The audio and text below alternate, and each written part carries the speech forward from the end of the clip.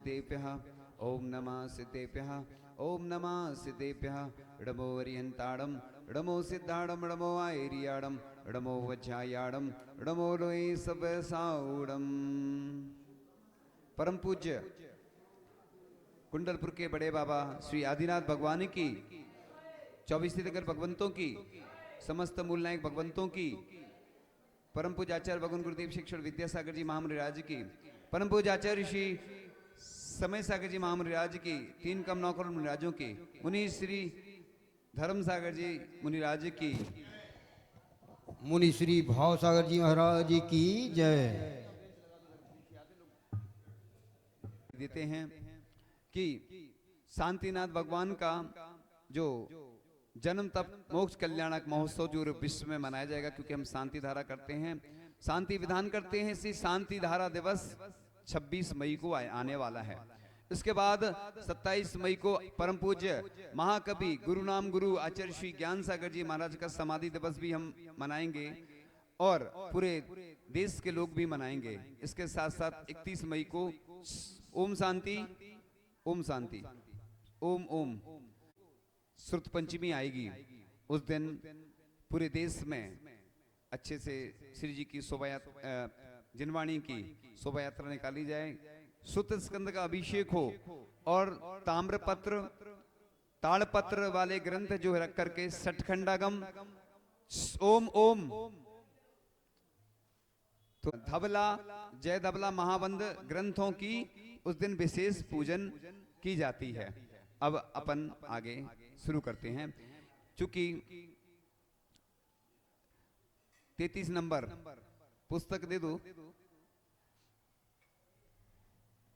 ग्रीष्मकालीन तपन है, उसमें भी शीतकालीन प्रारंभ हो गया है और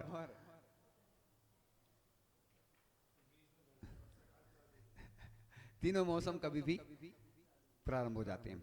मंदार सुंदर न मेरु सुपारी जाते संतान कादि कुसुमोत्कर वृष्टिरुत्घा गंधोद बिंदु शुभ मंद मरुत प्रपाता दिव्या दिवह पति तिरवच सामत तिरवा। जो आप लोग उसमें पुस्तक में देखें, जो गंधोद बिंदु शुभ मंद मरुत प्रपाता यानी सुगंधित जल बिंदु एवं सुखद वायु के झोंके के साथ धीमे धीमे गिरने वाली है। जो जैसे भगवान के ऊपर जब अभिषेक होता है ना, कहते हैं स्वाति नक्षत्र में अगर नीम में जल की बूंद जाती है तो क्या बन जाती, क्या हो जाती है, वो कड़वी हो जाती है, और सीप में जाती है तो क्या बन जाती है, मोती बन जाती है, और कहां जा, हाँ, सर्प के मुख में जाती है तो विष बन जाती है, और श्री जी के ऊपर वो बूंद गिरती है तो क्या बन जाती है, गंध तक बन जाती है। तो इसलिए लोग कहते हैं कि नक्षत्रों का कुछ नहीं होता है, जब ग्रंथों में उल्लेख है वो मुनिराज अपने मुख से बोलते हैं। इसलिए आपने सुना होगा कि कल पुष्य नक्षत्र था और दुनिया का सबसे बड़ा एक कार्य हो गया है, जो कई लोगों से वर्षों से लोग सपना संजोए थे, वो लगभग भावना बन गई है, पूरी कैसे होगी, ऐसा होने वाला है। दुनिया का अद्वितीय कार्य होने वाला है। संतों के लिए, अरहंतों के लिए तो सभी लोग भवन बनाते हैं, लेकिन आज सबसे ज्यादा समस्या आती है संतों को, कि संत अपने लिए कभी बोलते नहीं है और लोग सोचते नहीं है।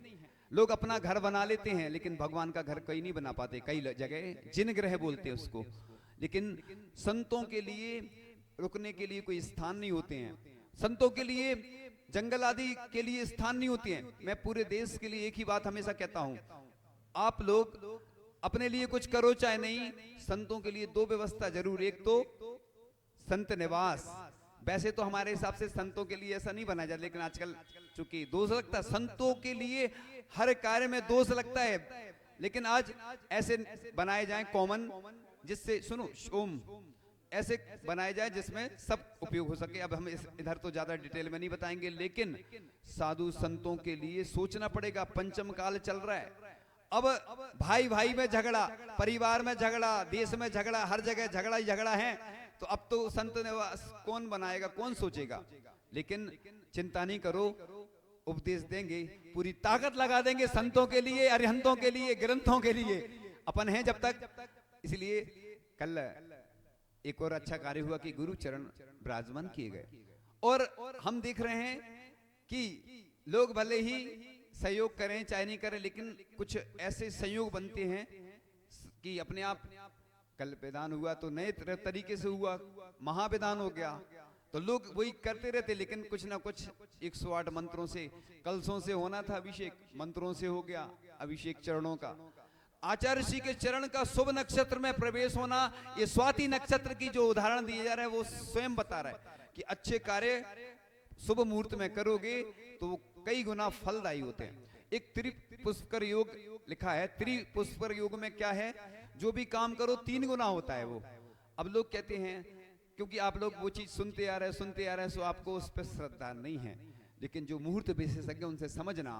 आपने देखा होगा जब भी आचार्य पद दिया गया था, या जो भी आचार्य श्री ज्ञान सागर जी महाराज ने, जब परम पूज्य आचार्य श्री मुनि श्री विद्यासागर जी, आचार्य नहीं, मुनि श्री विद्यासागर जी महाराज को आचार्य पद जब दिया था, उसके पहले उन्होंने तिथि निकाली थी। उनने कहा दुनिया का इतना अच्छा मुहूर्त था कि लेने वाले के लिए और देने वाले के लिए उससे अच्छा कोई, क्योंकि वो ज्योतिष के प्रकांड विद्वान थे, प्रतिष्ठाचार्य थे, मूर्त विशेषज्ञ थे, और भी कई विद्याएं जानते थे वो, क्योंकि वो उनका नाम ही था क्या, ज्ञान सागर जी।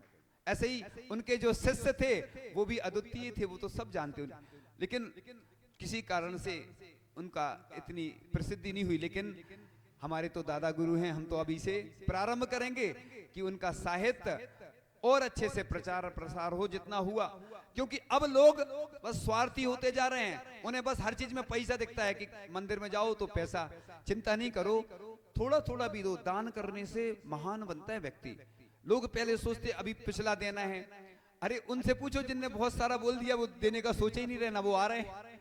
इसलिए अपन को उनको नहीं देखना। देखो अपन जैसे भोजन प्रतिदिन करते, मैं तो ये कहता हूँ जिनने बड़ा दान बोला है, पूरे देश के लिए बोल रहा हूँ, विदेश में भी सुनते हैं लोग, 108 देशों से ज्यादा देशों में वाणी पहुंचती है, इसलिए सबके लिए बोलता हूँ कि अपन अगर दान देना तो घबराओ नहीं, छोटे रूप में रोज सप्ताह का, पाक्षिक, 15 दिन का, महीने भर का ऐसा पैकेज बना लो। जैसे पहले लोगों को पैकेज मिलता था, कैसे मिलता था, महीने का मिलता था। मान लो किसी को मिलता 30,000 रुपए महीने, उदाहरण दे रहा है, एक राशि हम ज्यादा नहीं बताते, लेकिन अब कंपनियों ने क्या किया, पहले 8 घंटे काम कराते थे, 16 घंटे काम लेने लगे, और कह दिया 1 लाख रुपए मिलेगा, कितने का, 1 साल का। उदाहरण वो अलग अलग है, मतलब ये 30,000 का हिसाब लगा लो, जो भी भारतीय 36, मान लो 3,60,000 मिल रहा है, वो काम कितना करवा रहे वो, 16 घंटे ना धर्म कर पा रहे। आज देखो जो बच्चे हैं ना, धर्म करना हो, कोई समस्या आ जाए तो छुट्टी नहीं मिलती है, और विदेशी जो कंपनियां हैं उनने क्या कर लिया, कैप्चर कर लिया अपनी जो प्रतिभाएं थी। आचार्य जी इसलिए सही बोलते थे कि नौकर नहीं मालिक बनो। आज बड़े बड़े उद्योगपति हैं, वो क्या है, मालिक हैं। अपनी दुकान जब बंद करना, अपना बिजनेस जब बंद करना कर लो, और सर्विस वालों को छुट्टी नहीं मिलती है, स्वतंत्र नहीं है। कोरोना काल में उनको जरूर फायदा रहा, और अभी भी संडे रविवार को छुट्टी मिल जाती है, अन्य तो आनंद तो आता है। लेकिन जब भी कोई बात आती है, महाराज जी अभी जाना है, भले ही वर्क फ्रॉम होम कर रहे हों वो, तो ये अपन सिस्टम अपन ने नहीं, ये इन लोगों ने जो पश्चिमी सभ्यता वाले हैं, विदेशी लोग हैं, उन्होंने ऐसा सिस्टम बनाया कि लोगों को बेवकूफ बनाने का। इसलिए कोई किसी से कोई 1 लाख की चीज है, वो 99,000 में दोगे तो कितनी कहलाएगी वो, 99,000 कितना कहलाता है, 99,000, और 1,000 कम है, और 1 लाख बोलोगे ना तो क्या कहलाता वो, 1 लाख, मतलब 1000 का अंतर आता है। लेकिन ऐसे ही अपन को, जैसे किसी ने बड़ा दान बोला तो थोड़ा थोड़ा देते जाओ, घबराओ नहीं, भगवान का कर्जा है, चुक जाएगा, इसलिए कभी घबराओ नहीं। भगवान के काम में हमेशा बढ़ चढ़ कर हिस्सा लो, क्षमता नहीं है इसलिए मैंने कभी किसी से, मैंने पहले से मेरा सिस्टम चलता है, कभी कभार मैं किसी अपने व्यक्ति से जिद कर लेता हूँ, नहीं तो मैं नहीं करता हूँ, मैं बिल्कुल भावना बनाता हूँ। तो कल का इतिहास स्वर्णिम अक्षरों में लिखने योग्य बन गया। इतना अच्छा काम हुआ चंद्रपुर जिनालय में कि ना भूतो न भविष्य, इसके पहले हुए कई कार्य, लेकिन अभी तक जब से हम आए हैं सबसे बड़ा काम हुआ। बहुत उत्साह था, और जब संत निवास बनता है तो जितने लोग उसमें दान देते हैं, हमने कल भी बताया था कि उन सबको पुण्य लगता है। इसलिए अरहंत संत ग्रंथ के लिए जरूर सोचना, नव देवताओं के लिए तुम अपने दान है ना, जो अपनी राशि है ना, भगवान के नाम कर दो। हमने बोला था ना एक दिन, इसलिए बोला था कि तुम्हारा पुण्य बढ़ेगा। इसलिए मैं प्रतिदिन सामयिक करता हूँ ना, तो नंदीश्वर जिनालय के दर्शन करता हूँ, सम्मेद शिखर जी आदि सिद्ध क्षेत्रों की वंदना करता हूँ। जितनी 3 लोक में प्रतिमाएं, इनके दर्शन करने से तुम्हारा पुण्य बढ़ेगा। इसलिए कभी कंजूस नहीं बनो, अच्छी अच्छी भावनाएं रखोगे ना, 16 कारण भावनाओं से तीर्थंकर प्रकृति का बंध होता होगा। क्योंकि आपने आज तक बहुत सुना होगा, बहुत पढ़ा होगा, वही धारणा बनी रहती कि वही होने वाला है, वही होने वाला। इसलिए मैं पहले से कई बार प्लानिंग बनाता हूं तो भी नहीं हो पाती है। गंधोदक की बात चल रही है, देखो मैंने कहा था ना सम्मेद शिखर जी का गंधोदक रखा है, लेकिन कल इतना समय ले लिया लोगों ने। इसलिए आगे से जो भी कार्यक्रम हो पूरे देश विदेश में मैं सुन रहा हूं, पहले से प्लानिंग बनाओ। कोई भी भैया जी आदि को बुलाना है तो उनके लिए भी समय चाहिए पड़ता है, सबकी अलग अलग, जैसी तुम्हारी डेट बुक रहती उनकी भी रहती, तो सब चीजें व्यवस्था करने में टाइम लग जाता है। लोग पहले तो आलसी रहते और जब कार्यक्रम होता तो एकदम से आएंगे। कई लोग हैं दर्शन करने नहीं आते, अलग से हम जब वहीं पहुंचते ना या तो आएंगे और हमसे बोलेंगे। क्योंकि भीड़ में एक जैन व्यक्ति ऐसा है, भीड़ दिखती ना तो वो दान देता है, और भीड़ ही में उसको चाहिए सब कुछ, और समय रहता नहीं है। और समय रहता तो लोग नहीं रहते, और लोग जब भीड़ रहती है तो समय नहीं रहता, और जब समय रहता तो भीड़ नहीं रहती। यानी शांति और क्रांति एक दूसरे के विरोधी हैं। जहां शांति होगी तो क्रांति नहीं होगी। शांतिनाथ भगवान का त्रय कल्याणक महोत्सव आने वाला है, उसको शांति धारा दिवस बोलते। तो इसलिए अपन प्रत्येक दिन महोत्सव मनाओ। शास्त्रों में ऐसा थोड़ी लिखा है। लोगों ने क्या है ढर्रा बना लिया कि हमारा तो वर्ष में एक दिन ही क्या आएगी, वो मैरिज एनिवर्सरी आएगी, बर्थडे आएगा। हमारे यहाँ ऐसा नहीं लिखा, हमारे 24 भगवान बराबर हैं। और राशि से तो ये आपकी व्यवस्था है, हमारे लिए कोई राशि नहीं। प्रतिदिन अभिषेक करते तो क्या राशि से करते कि हमारी राशि में ये भगवान है? अरे 24 तीर्थंकर भगवान, महाराज की कोई राशि होती नहीं तो फिर महाराज को भी तुम लोग बांट लोगे? नहीं, अपने एक प्रभु अपने होना चाहिए। मूल नायक तो होते ही, हर नगर के अलग होते हैं, मंदिर के अलग होते, बीदी के मूल नायक अलग होते। 24 तीर्थंकर में से जो मूल नायक बना जाते उनको कमलासन पर थोड़ा सा ऊंचा बैठा देते हैं। इसलिए बैठाते हैं कि किसी न किसी को, जैसे संघ में कोई को बड़ा बनाया जाता है, इसलिए बनाया जाता है व्यवस्था की दृष्टि से। जैसे आचार्य पद दिया जाता है, किस लिए दिया जाता है? आचार्य पद तो छूटने वाला है, समाधि के समय छोड़ना। लेकिन चूंकि आचार्य परमेष्टि दीक्षा देंगे, व्यवस्था चलाएंगे, जैसे हमारे आचार्य भगवान थे वो चले गए, लेकिन आज वर्तमान में हमारे आचार्य महाराज हैं। अभी उनका आशीर्वाद हमें 2 फायदे होते हैं। भैया जी को बुलाते तो हमारा आशीर्वाद फ्री में आ जाता है, आचार्य महाराज से वो बोल देते डायरेक्ट। और हमारे साथी भी हैं वो, है ना, तो साथ में रहे हैं, तो इसलिए वो संयोग ऐसा बन जाता है। तो ऐसा नहीं सोचा करो। लोग कहते हैं ना, अरे महाराज जी से क्या लेना आशीर्वाद आचार्य जी से। नहीं, हम भी जो काम करते हैं ना आचार्य जी से, हमेशा बड़े काम गुरुओं का आशीर्वाद लेके करोगे तो आपको सफलता हमें मिलेगी। देखो कल जो कार्य हुआ सफल हुआ, 100% सफल हुआ। लोगों को विश्वास नहीं था, है ना। गुरु का आशीर्वाद काम करता है। मुनिराजों से आप एक बार मुनिराजों पे विश्वास तो करो।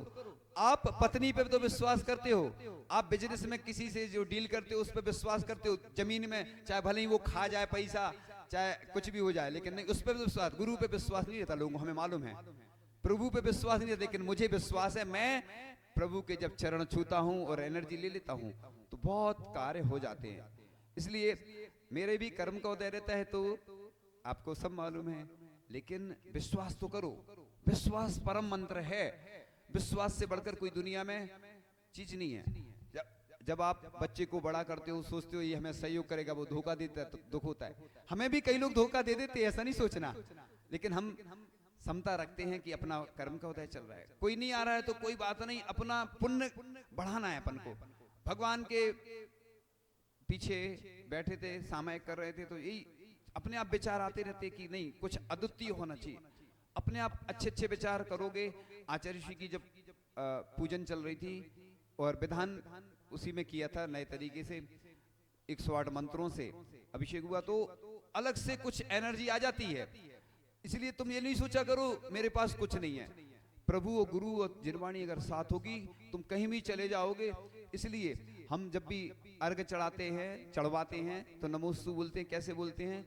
3 लोक में जितने भी ग्रंथ हैं, धबला, जय धबला, महाबंद, चारों अनुयोग के ग्रंथ हैं। श्रुत स्कंद ग्रंथ के बारे में हम अभी से इसलिए बता रहे हैं, लोग उसका महत्व नहीं समझते। जहां जहां पंचकर्णक होते हैं ना, श्रुत स्कंद द्वादशांग का प्रतीक है और हर मंदिर में विराजमान होना चाहिए।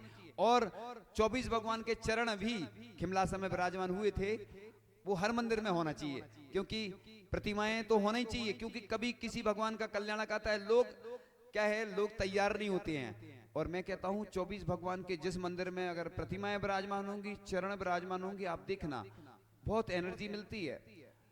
आप कितना भी भोजन कर लेना, एनर्जी नहीं मिलेगी आपको। कितनी भी समस्या आए, देव सास गुरु के द्वारा सब दूर हो जाती हैं। आप सोचो जब मोक्ष मिल जाता है, हम जब पढ़ते हैं, हमारे पास ग्रंथों का इतना भंडार है कि जो आचार्य श्री के पास भी बहुत सारे ग्रंथ आते थे, वो भी रखे हमारे पास। क्योंकि आचार्य श्री तो कुछ रखते नहीं थे, तो अपन तो शुरू से अपन को पढ़ने का शौक रहा, बताने का रहा। तो मेरे पास इतनी सारी ऐसी ऐसी जानकारियां हैं, लेकिन मैं बता नहीं पाता हूं लोगों को। कारण क्या है कि जैसे कहते ना, कर्मों की आबादा पड़ती है। क्या पड़ती है? आबादा कहलाती। मतलब अगर तुम्हारे पास पुण्य का फल आ जाए तो इनकम टैक्स वाले आ जाएंगे तुम्हारे पास। तुम्हें इतना पैसा मिल जाए तो वो कहीं कहां से आया, इनकम टैक्स वालों को जवाब नहीं दे पाओगे। इसलिए कर्मों की ऐसी है स्थिति कि आपको तुरंत फल नहीं मिलता। इसलिए लोग कहते ना, हमने उनके साथ ऐसा किया था। और पाप कर्म भी आ जाए तो तुम जिंदा नहीं रह पाओ, क्योंकि एक साथ कर्मों की 5,68,99,584 प्रकार के रोग होते हैं। आपको एक साथ आ जाएं, क्या करोगे आप? कितने रोग आते हैं वर्तमान में? 2, 4, 10, इससे ज्यादा हमने तो सुना नहीं अभी तक। कितने भी कोई बीमार होता है तो इतने ही आते हैं, तो रोगों की संख्या इतनी। इसलिए अपन पॉजिटिव सोच रखो। आज दुनिया में बहुत समस्याएं हैं, लोग टेंशन में। बीमारी शरीर में नहीं होती है, मन में। मन में किसी ने बोल दिया तुम दुबले हो रहे तो टेंशन हो जाती, और मन में ये आने लगता ये रोग है, ये रोग है, ये रोग है ना। तो साधु संतों को भी ऐसा नहीं है रोग परेशान नहीं करते हैं, लेकिन वो कुछ उपाय सोचते हैं, अच्छी भावनाएं करते हैं, तो वो रोग ठीक हो जाते। इसलिए कल हमने शुभ मुहूर्त में भावना भाई थी कि सभी लोगों के रोग ठीक हो। हम तो अच्छी भावना इसलिए बातें हैं कि 16 कारण भावनाओं से तीर्थंकर प्रकृति का बंध होता है। आचार्य श्री ने पूर्णायु भाग्य होता है, क्यों? सानिध्य प्रदान किया, प्रेरणा दी। आचार्य श्री को मालूम था कि मैं रहूंगा या नहीं रहूंगा, लेकिन जब तक ये संस्थाएं रहेंगी, मुझे वह पुण्य मेरे खाते में इकट्ठा होते जाएगा। शांति धारा के माध्यम से, दुग्ध योजना के माध्यम से आचार्य श्री ने सोचा कि यह शुद्ध भोजन करते हैं, अशुद्ध मिलता है इनको, तो शुद्ध कैसे मिले, शुद्ध वस्त्र मिले। वो हम ज्यादा डिटेल में इसलिए नहीं बताते बार बार कि जिन लोगों को सब मालूम है वो शॉर्ट्स में बता देते हम। लेकिन ऐसी भावनाएं तुम भी भाओ कि मैं शुद्ध वस्त्र पहनूं, शुद्ध भोजन करूं, प्रतिमा धारण करूं। ऐसा नहीं सोचा करो कि अरे मैं प्रतिमा ले लूंगा तो मैं भोजन कैसे करूंगा। तुम्हारी व्यवस्था अपने आप होगी। ऐसा कई उदाहरण मिलते हैं कि जो प्रतिमा ले लेता है तो अपने आप उसका पुण्य बढ़ता है, तो सब लोग बुलाते उसको। और कई बार देखो साधु संतों को भी ऐसी समस्याएं आ जाती हैं। इसलिए समस्याएं तो सबको आती हैं, चाहे ग्रस्त हो। आचार्य जी बोलते थे कि ग्रस्त मुनिराज को कितने परिचय होते हैं? 22, और ग्रस्तों को कितने होते हैं? 2200। तो इसलिए परेशानियां जिंदगी में आएंगी, और ये सब अपने कर्म के उदय से होता है। अच्छा भी मिलता है तो पुण्य कर्म के उदय से मिलता है। पाप को लोग गलत समझते हैं। पाप गलत नहीं है, पाप करना गलत है। लोग पाप को बदनाम करते हैं। एक्सीडेंट शब्द खराब है क्या? जो छोटा हो चाहे बड़ा, एक्सीडेंट हो गया बस। अपन सावधानी रखेंगे तो उससे बच सकते हैं। निमित्तों से बचना, अग्नि में घी डालते हैं तो और अग्नि, जैसे अपन को क्रोध आ रहा है, कोई व्यक्ति सामने दिखता है ना तो क्रोध और बढ़ जाता है। इसलिए निमित्तों से बचने को लिखा है। मुनि राजों को लिखा है ना कि स्त्री से बचो। स्त्री बेकार है क्या? फिर तुम लोग सब निकाल दो घर से बाहर, ऐसा नहीं। स्त्री बेकार नहीं है, निमित्त मतलब उपदेश दे सुन रही हैं, वो आरती कर रही, पूजन आदि कर रही हैं, अच्छे कार्य कर रही है। स्त्री बेकार नहीं है। आचार्य श्री ने स्त्री की बहुत प्रशंसा की। लेकिन मुनि राजों को इसलिए लिखा है कि आपको ब्रह्मचर्य व्रत अपना पालन करना है, तो इन इन निमित्तों से बचो। आहार दान में वो सबसे आगे रहती हैं, तो क्या दूर से देंगी आहार? पास में आ जाती तो वो व्यवस्था अलग है। लेकिन दर्शन करने का लिखा है, और चर्चा करने को लिखा है कि अपने पति के साथ आओ, किसी के साथ आओ, और दर्शन करना तो इतने हाथ दूर से करना। ये व्यवस्था इसलिए लिखी है कि अगर व्यवस्था ही नहीं रखेंगे, भगवान जी जहां विराजमान होते तो अपन को शुद्धि का ध्यान रखना, तो शुद्धि होगी तो विशुद्धि बढ़ती है। इसलिए आज तो फिर भी बहुत लोग, चाहे छोटे बच्चे हों चाहे महिलाएं हों, सब लोग साधुओं से परिचित हो गए। पहले तो ऐसी स्थिति थी कि साधुओं के पास में जाते नहीं थे, लोग डरते थे। आज भी नए लोग आते ना, कोई पढ़े लिखे लोग हैं, कोई हाई क्वालिफाइड लोग हैं, तो वो डरते हैं, अभी भी वो आते नहीं पास में, एकदम से जुड़े नहीं रहते वो, तो ऐसा लगता है। लेकिन साधु संत से ना तो दूर रहना चाहिए ना एकदम करीब रहना चाहिए। और ज्यादा मिलने से भी कई बार ऐसा हो जाता है, कई लोग अति परिचित अवज्ञा, ज्यादा परिचय होने से भी अवज्ञा होने लगती है। लोगों को खूब मिलता है, इसलिए हम आचार्य महाराज से हमेशा भावना यही भेजते थे और अभी भेज रहे कि जहां उत्साह हो वहां भेजना चाहिए। लेकिन अब क्या करें, उत्साह नहीं रहता तो जबरदस्ती नहीं देना। लेकिन हमें भी आनंद आता है, विशुद्धि बढ़ती है, नए नए कार्य होते ना। आचार्य श्री के चरणों की कृपा से बहुत सारे ऐसे कार्य हो जाते हैं। इसलिए आचार्य श्री नहीं रहते तो अपन उनके चरणों को भी नमोस्तु करते हैं, उनके चरण स्पर्श करते हैं, तो वही अनुभूति होती है। उसी विशुद्धि से जैसे हम आचार्य श्री के दर्शन करते, उसी विशुद्धि से करो। यानी दो चीजें रखोगे तो तीसरी चीज फ्री में मिलेगी आपको। शुद्धि रखोगे, विशुद्धि रखोगे तो प्रसिद्धि अपने आप। लोग चढ़ते हैं ना, इनको प्रसिद्धि मिल गई, इसलिए दान देता है ना, तो उसकी प्रसिद्धि पूरे 3 लोक में, कई देशों में फैल जाती ना। क्यों फैल जाती? पहले तो लगता है कुछ त्याग करते मुनिराज बन जाते हैं, तो देखो अपने आप चर्चित हो जाते हैं, अर्चित हो जाते हैं। इसलिए हम तो अपना उद्देश्य ये रहता है, खर्चा कम चर्चा ज्यादा, क्योंकि लोग आजकल बचने लगे। कई लोग इसलिए नहीं आते हैं कि अभी वहां जाएंगे तो बस खर्चा। हम इसलिए ऐसा बिल्कुल नहीं सोचो, ये सोचो कि मेरा सौभाग्य बन रहा है, मिल रहा है मुझे, तो बस अपन लोग अपना सौभाग्य जगाओ, महासौभाग्य। तो इस प्रकार से अपन गंधोदक की बात चल रही थी, इसलिए जहां भी जाओ ना, एक वस्त्र ले जाओ हथकरघा का, वो फ्री जी का प्रक्षाल करके उसको सुखा लो, तो कहीं भी घर में जाओगे तो गंधोदक मिल जाएगा। हमने सोचा था कि गंधोदक की व्यवस्था होगी, लेकिन व्यवस्थापक के अभाव में, कर्म के अभाव में नहीं हो पाता, लेकिन अभी भी हो जाएगा, कोई दिक्कत नहीं। क्योंकि शुभ मुहूर्त में शुभ कार्य करने से वो कई गुना फल मिलता है उनका।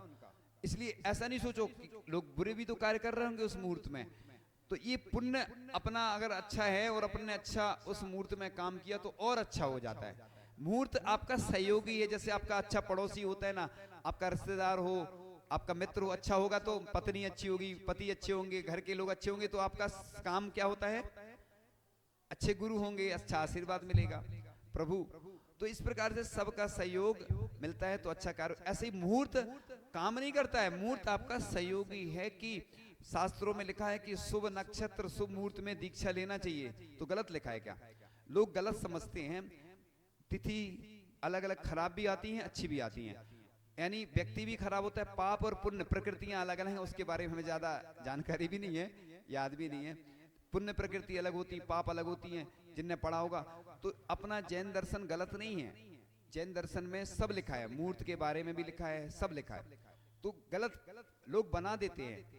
अच्छा बताओ, कोई भी चीज गलत है क्या? अगर जैसे भगवान का कोई गलत तरीके से अभिषेक कर रहा है, कोई चरण पादुका पहन के मंदिर आ रहा है, तो ये व्यक्ति की गलती है कि क्या गलती है? कोई गाड़ी में आ रहा है आहार देने या अभिषेक करने, तो ये व्यक्ति की गलती है। धर्म गलत नहीं है, धर्म को बदनाम नहीं करना चाहिए। लोग क्या करते हैं ना, व्यक्ति के कारण पूरे लोग, देखो तुम चप्पल पहन के आओगे घर से, जितने लोग देखते हैं ना क्या सोचेंगे, और तुम धोती पहन के आओगे, होली के दिन भी आओगे तो रंग नहीं डालेगा कोई व्यक्ति। ये मतलब जो ड्रेस है दुनिया की सबसे अच्छी ड्रेस है धोती, अखंड वस्त्र है, पॉजिटिव एनर्जी मिलती है। वो धोती तुम पहन के अभिषेक करते हो, पूजन करते हो, तो महिलाओं को स्पर्श नहीं करना चाहिए, पुरुष ही स्पर्श। धोने तो डाल सकते वो लोग, उठाने में पुरुष वर्ग, तो वो मांगलिक हो जाती है। इसलिए हमने बताया था गंधोदक यहाँ से ले जाओ, अपने घर में 2 कलश जरूर रखो। पूरे देश के लिए बोल रहा हूं मैं, अपने घर में 2 कलश रखो, एक गंधोदक के लिए, एक जल के लिए। यहाँ से ले जाओ, उसमें निर्माल का दोष नहीं लगता है। और 2 धोती रखो, एक आहार दान के लिए, एक पूजन के लिए। बाहर के लोगों के लिए ऐसी व्यवस्था हर जगह होना चाहिए, क्योंकि कई बार नहीं मिलता है। लेकिन अपने घर से ही शुद्ध वस्त्र पहन के आते हैं तो कितना आनंद आता है। आज हमसे कुछ पढ़ते हुए याद है अपन को, तो पढ़ते हुए आ जाओ, नीचे देखते हुए आएंगे, धोती पहन के आएंगे तो जीभ भी देख के चलते हैं कि अशुद्धि तो नहीं डली। ऐसे ही महाराज जी जब आहार को निकलते हैं तो कोई आगे चले, कुछ डला रहता है तो अपन बचा सकते हैं, महाराज जी का अलाव हो जाता है। तो क्या होता है, लोगों की आदतें हो गई कि कोई बुलाएगा तभी आएंगे, नहीं तो कोई व्यवस्था से मतलब नहीं है, हमें तो अपने काम से मतलब। हमारे पास इतने सारे तरीके हैं पुण्य बढ़ाने के कि लोग अगर करें ना तो इतनी ऊंचाई पे पहुंच जाएं, लेकिन कुछ हमें भी कई बार याद नहीं आती हैं बातें, समय नहीं मिलता है। अब अपन पूरा करके बस पूरा कर लेंगे विषय। तो चल रही थी बात, गंधोदक की बात चल रही थी, गंधोदक की महिमा हमने बताई थी और बताएंगे, क्योंकि ये भगवान का गंधोदक है। देखो महिलाएं स्पर्श नहीं कर पाती तो कम से कम गंधोदक लेती, जो लोग स्पर्श नहीं कर पाते वो भी गंधोदक ले लेते हैं, क्योंकि भगवान का पवित्र गंधोदक है। इस तरीके से गंधोदक लेते हैं, मस्तक आंखों के ऊपर तो लगा देते हैं, अंदर नहीं, क्योंकि नवमल द्वार कहलाते वो आंखें। तो इधर से ऐसे करते हुए सिद्धत्व की प्राप्ति हो और ऊर्ध्वगमन हो मेरा, और ऐसे गंधोदक को भी नमस्कार करते हुए अपन को लेना चाहिए, क्योंकि वो भगवान का गंधोदक है। इसको अपन लोग क्या होता है, रोज रोज मिलता है तो उसकी महिमा नहीं रहती है, लेकिन कोरोना काल में देखो क्या स्थिति बन गई थी कि स्पर्श भी नहीं कर सकते गंधोदक का। और गंधोदक इतना पवित्र होता है, उसके बारे में हम अलग से एक बार हमने बताया था, चूंकि अभी विस्तार करने का समय नहीं है। विषय तो मेरे पास इतना अच्छा है कि मैं भक्तांबर की महिमा बताता हूं तो मुझे भी इतना आनंद आता है कि विश्व का अद्वितीय सबसे प्रसिद्ध भक्तांबर स्तुति है, जिसकी महिमा का वर्णन करने के लिए कोई समर्थ नहीं है। आचार्य मानंतुंग महाराज ने किस भक्ति भाव से वो स्तुति की होगी कि इतना विश्व में प्रसिद्ध हो गया। वो पूरे विश्व में कितने लोगों की चिकित्सा हुई होगी, कितने लोगों के रोग ठीक हुए होंगे। और आपको हम समय मिलेगा तो बताएंगे, क्योंकि क्या है, हम बोलते इसलिए हैं कि हमारा जितना भी समय है बहुत कीमती रहता है, एक एक सेकंड कीमती रहता है, और पहले से कई गुना आनंद आता है, क्योंकि भगवान की जब भक्ति करते हैं, उनका गुणगान करते हैं, गुरु का गुणगान करते हैं तो रोम रोम पुलकित हो जाता है। यही पूजन है मेरी। लोग सोचते हैं मैंने द्रव्य चढ़ा ली, पूजन कर ली, अगर तुमने भक्तांबर स्तोत्र प्रतिदिन अगर पाठ करोगे ना तो वही पूजन हो गई। पूजन अलग से करो, ये स्तोत्र पावरफुल होते हैं। जिनको भी जो समस्या आती ना, क्योंकि स्तुति, स्तोत्र, शांति धारा, जाप, अभिषेक, स्वाध्याय आदि ये बहुत पावरफुल होते हैं। भले ही 10 मिनट का स्वाध्याय करो, ये स्वाध्याय भी है। स्वाध्याय ग्रंथ अकेला पढ़ना नहीं होता है, हम लोग भी अगर पाठ कर लेते हैं सुबह से तो वो स्वाध्याय हो जाता है। स्वाध्याय तो मन चंचल है बंदर के समान, उसको मन को लगाने के लिए किया जाता है। इसलिए मंदार, अभी हमने पीछे के जो है ना उनकी व्याख्या इसलिए नहीं की कि बीच बीच में अन्य आयोजन होने के कारण समय नहीं मिल पाया। और चूंकि अगर अपन भक्तांबर स्तोत्र पढ़ाते हैं ना तो लोगों की मेंटलिटी क्या बन गई है, अरे वो तो हमने पढ़ा है, लेकिन तुम्हें नहीं मालूम, ना तो मैंने आज तक कभी पढ़ा है, ना मैंने वर्णन किया है। अपने आप गॉड गिफ्ट अपने आप आ रहा है, वो नया नया आता है अपने आप। जितना दान करो ना उतना और मिलता जाता है। दान करने से हमेशा, हमने जब भी दान किया है ना, मुझे उससे कई गुना प्राप्त हुआ है। मैं इसलिए खूब दान करता हूँ, दान मैं खूब करता रहता हूँ और दान के लिए प्रेरणा देता हूँ। मुझे दान से ही बहुत कुछ मिला, इसलिए मैं, तुम्हारे पास कुछ भी नहीं है तो भावना तो करो, भावना करने से भी पुण्य बढ़ेगा। इसलिए गरीब आदमी को क्या करना चाहिए, गरीब आदमी को, अभी हम दान के बारे में नहीं बता रहे हैं ज्यादा, चूंकि बताएंगे प्रसंग, अभी मेरे पास बहुत सारे उदाहरण हैं। तो दान करने से पुण्य बढ़ता है, तीर्थंकर बनता है व्यक्ति दान करने से, महान बनता है, प्रसिद्धि फैलती है। इसलिए थोड़ा थोड़ा देते चले जाओगे। तालाब लुटाता नहीं है, नदी बहती जाती है, तालाब में पानी भरा रहता है तो क्या हो जाता है, कुएं में झिर कैसे आती है। वो भोपाल में कुआं था, कुछ गिर गया उसमें, तो उन्होंने साफ किया तो उसमें इतनी आवाज आ रही थी, हमने देखा उसमें इतनी बड़ी झिर थी कि मैंने देखा कितना पानी भर गया, देखो तुरंत। तो झिर कैसे बढ़ती है, देने से बढ़ती है। लोग सोचते हैं कि अरे दे दूंगा तो कल क्या होगा, चिंता नहीं करो, तुम भगवान की व्यवस्था करोगे तो भगवान तुम्हारी व्यवस्था अपने आप, और नहीं तो इनकम टैक्स वाले ले जाएंगे, कोई खा जाएगा।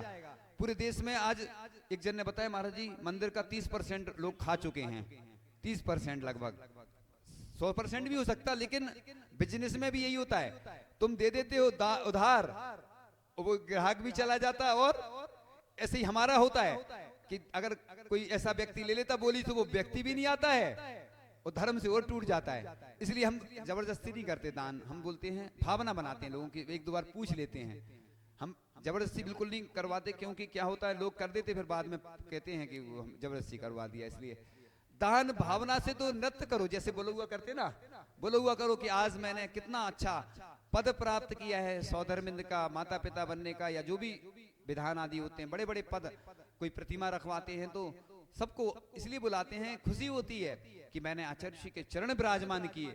इसलिए मैं पूरे देश के लिए कह रहा हूँ, विदेश में भी जिनको भी आचार्य श्री के चरण विराजमान करवाना हो, जो भी आयोजन करना हो, पहले से अपन तय करें, सप्ताह दिन, सप्ताह 15 दिन, महीने भर पहले से अच्छे से करें, उत्साह के साथ करें।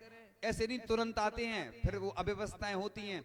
इसलिए पूरे देश में एक मैनेजमेंट टीम होना चाहिए, और आपको एक पुस्तक भी प्राप्त हो जाएगी आगे, उसमें पूरे तरीके लिखे हैं मैनेजमेंट के। अभी क्या है, बहुत सारी ऐसी चीजें हैं प्रोसेस में हैं, लेकिन वो प्राप्त हो जाएगी। किन्हीं कारणों से बहुत सारे ऐसे विघ्न बाधाएं आने के कारण बीच बीच में समस्या आ जाती हैं, वो काम हो नहीं पाते हैं।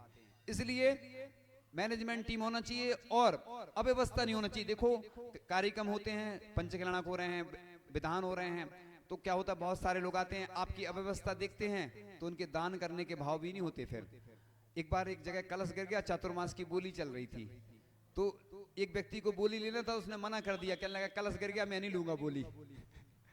इसलिए देखो अब तो आप प्रोफेशनल व्यक्ति चुनो अच्छे, है ना।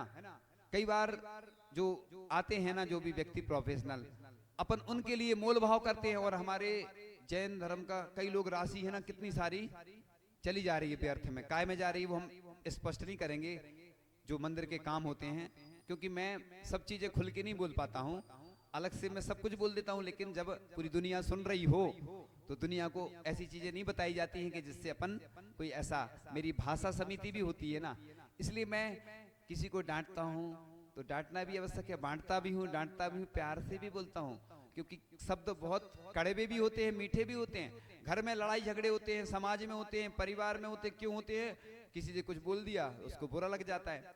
इसलिए मैं क्षमा भी मांग लेता हूँ बार बार। लोग कहते हैं महाराज जी क्षमा क्यों मांगते बार, मैं तो प्रतिदिन 3 बार क्षमा मांगता हूँ, तुमसे नहीं मांगता हूँ, 3 लोग में जितने जी में, क्योंकि मैं दीक्षा के पहले क्षमा मांगना भूल गया था, तो अब मैं हमेशा मांगता रहता हूँ, फिर से भूल नहीं जाऊं, अरे कब मरण हो जाए मेरा कोई भरोसा है क्या। इसलिए मैं सबके सामने भैया बार बार ओम नमः, सबसे क्षमा, सबको क्षमा, सुखी रहें सभी आत्मा, सभी बने परमात्मा। क्या दिक्कत है क्षमा मांगने में, तो व्यक्ति हल्का हो जाता है। इसलिए अपन घर में परिवार में किसी से कुछ विवाद हो जाए तो क्षमा मांगने में क्या हो जा रहा है, लोग अक्खड़ होते हैं, मान, किसी के पास बहुत ज्यादा पैसा है, किसी के पास बहुत बड़ा पद है, तो वो उसको आ जाता है कि मैं कैसे झुकूं, लगता है एक पैसा, एक ज्ञान, इनके कारण लोगों को अभिमान आ जाता है। लेकिन मैं तो कहता हूँ मेरे आचार्य श्री ज्ञान सागर जी महाराज जैसा कोई नहीं हो सकता, कि चतुर्दशी के दिन आचार्य श्री विद्यासागर जी, परम पूज्य आचार्य श्री विद्यासागर जी महाराज के पास जाते हैं, और हे महाराज चतुर्दशी का दिन है, मुझे आज प्रायश्चित दीजिए। और एक और प्रसंग आता है कि उनके चरण उठा के, वो सिंहासन पर बैठे हैं आचार्य श्री विद्यासागर जी महाराज, और चरण उठा के अपने माथे पे लगाते, उनके चरण उठा के, मतलब चरणों में झुकते नहीं है वो, चरण उठा के। ये दुनिया का अभी तक हमें शास्त्रों में हमने बहुत बड़े बड़े ग्रंथ पढ़े हैं, सुने हैं, मतलब पढ़े हैं, सुने हैं, आचार्य जी के मुख से, अलग से भी पढ़े, ऐसा उदाहरण नहीं दिखता कि जिस शिष्य को अपना पद दिया हो और लगभग 80 वर्ष के आसपास रहे होंगे, अब उस समय की उम्र तो नहीं मालूम जिस दिन जब ये घटना घटी, 80 वर्ष की, और वो कितनी वर्ष के थे, 20-22 वर्ष के बच्चे, नाती भी समझ लो, नाती होंगे ना लगभग, हमें क्योंकि एकदम हिसाब नहीं मालूम, नाती का हिसाब तो हुई। तो आप सोचो कि जिसको अपना पद दिया और उस पद के मतलब उस शिष्य के चरणों को उठा के अपने माथे पे लगा रहा है, ये दुनिया का कितना बड़ा उदाहरण है मान को गलन करने का। वो परम पूज्य आचार्य श्री ज्ञान सागर जी महाराज बड़े बड़े स्वाध्याय किया उन्होंने ग्रंथों का, वो जानते थे। तो इस प्रकार से आज का समय हो गया है, तो ये थोड़ी सी व्याख्या करके पूरी करेंगे आगे, और अच्छे से करेंगे व्याख्या, लेकिन मंदार नमेरु श्रेष्ठ पारिजाते और संतानक आदि सुंदर स्वर्गीय पुष्प राशि की वर्षा देवाह पतिति आकाश से गिरती है, वाह मानो बे बचसाम तति आपके वचनों की राशि हो। इस प्रकार से ये विषय अभी पूर्ण नहीं हुआ है। इतनी अच्छी व्याख्या आने वाली है कि यहाँ नहीं भी हो पाएगी तो आगे होगी, क्योंकि हमारा भी कोई भरोसा नहीं कब क्या हो जाए, क्या संकेत आ जाए, क्या समस्या आ जाए। इसलिए भगवान की भक्ति तो मैं प्रतिदिन करता ही हूँ और अच्छे से करूंगा। मैं बस उसी के कारण मैं जीवित हूँ, वही एनर्जी मेरे पास रहती है प्रभु गुरु और जिनवाणी की, और उसी के माध्यम से हम बहुत सारे कार्य कर लेते हैं। करते हैं मेरे गुरुवर, करते हैं मेरे प्रभुवर, मेरा नाम हो रहा है। इसलिए मुझे किसी चीज का श्रेय नहीं चाहिए। बिल्कुल जितनी भी कमियां हैं वो मुझे दूर कर रहा है। जितने अच्छे कार्य हो रहे हैं सब हमारे जो वरिष्ठ हैं, जो जिनवाणी हैं, उनकी कृपा से सब होते हैं। इसलिए ये मैं नहीं करता हूँ, लेकिन हमें खुशी तो होती है थोड़ी। जब भी कोई अच्छा काम हो जाता तो मुझे लगता है कि चलो ये अच्छा काम हो गया। इसलिए जो भी काम है अच्छे शुभ मुहूर्त में जरूर करें। इसलिए कोई भैया जी आदि से आप संपर्क कर लें, विशेषज्ञ से ही काम करवाएं। जिस चाय से जो चाय नहीं करवाएं आप लोग नहीं जानते, क्योंकि क्या होता है ना, चाहे वो वास्तु संबंधी हो, जो जानता हो, एक्सपर्ट हो, जो क्रियाओं में जानता हो, अच्छे से क्रियाएं करवाए। क्योंकि मजबूरी में तो अपन किसी को भी कभी बुला लेते हैं, लेकिन आजकल क्या होता है ना, कोई भी कुछ काम गड़बड़ हो जाता है ना तो फिर बाद में। इसलिए मैं कहता जल्दबाजी में कोई काम बिल्कुल नहीं करो। काम करो तो अच्छा करो, क्योंकि इनमें दोष लगते हैं। देवसास गुरु के जो भी कार्य होते हैं ना, इसमें दोष लगते हैं। पूरी समाज पर प्रभाव पड़ता है, उस व्यक्ति पर पड़ता है जो समाज के कमेटी के लोग हैं। इसलिए चाहे मंदिर की ध्वजा हो, चाहे शिखर हो, चाहे मंदिर की प्रतिमाएं, वेदी, जो भी कार्य हो, साधुओं से चर्चा करके, आशीर्वाद लेकर के, और जो भी योग्य व्यक्ति हैं उनसे ही चर्चा करके काम करना। अपने आगे अपनी नहीं चलाना, नहीं तो बाद में उसका दुष्प्रभाव आपके ऊपर पड़ेगा। आप जानो भगवान जाने। इसलिए मैं भी देवसास गुरु से, नवदेवताओं से क्षमा मांगते हुए कि मेरे द्वारा आज तक जो भी त्रुटियां हुई हों भगवान मैं क्षमा चाहता हूँ। नवदेवताओं से जो भूत में भी और वर्तमान में भी जो नवदेवता हैं, अभी आगे जो होंगे तो उनसे आगे क्षमा मांगेंगे। इसलिए अपन क्षमा मांग लिया करो और इसी प्रकार से आप क्रियाएं करते रहें। आगे की क्रिया होना है, चूंकि आगे ऐसे ही कक्षा चलती रहेगी। आगे हो सकता है हमारी कितने दिन चलेगी हमें खुद नहीं मालूम, इसलिए आगे कुछ परिवर्तन भी हो सकता है, इसकी घोषणा हम नहीं करते। लेकिन अब आप लोग अच्छे से उत्साह के साथ सुनो। भले ही ग्रीष्मकालीन तपन है, तो आपने कल देखा ना, बहुत लेट हो गए थे ना, तो थोड़ा सा गड़बड़ हो गया था मैनेजमेंट।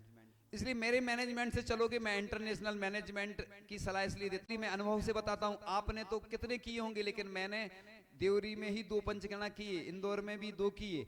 सबसे ज्यादा आचार्य जी के साथ जो किए वो अलग हैं, लेकिन अनुभव कैसे आते हैं? कार्य करने से आते हैं। इसलिए अच्छे से करोगे, उत्साह के साथ करोगे, तो जो भी महोत्सव आगे आएंगे पहले से चर्चा करो। भले ही हम रहें चाहे नहीं रहें, आयोजन तो इंटरनेशनल ही होगा। मैंने बोला था कि हमारे भगवान के जो भी महोत्सव होते हैं, मांगलिक महोत्सव होते हैं, इंटरनेशनल इसलिए होते हैं, आपको सब मालूम, वो तो हम रोज रोज नहीं बताएंगे।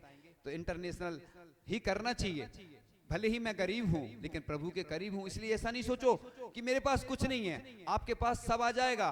भगवान की कृपा से क्षमता वो अपने आप आती चली जाती है। इन्हीं भावनाओं के साथ परम पूज्य आचार्य भगवान गुरुदेव शिक्षण विद्यासागर जी महामुनिराज की, परम पूज्य आचार्य श्री समय सागर जी महामुनिराज की 3 कम 9 करोड़ मुनिराजों की। बोलिए सागर जी।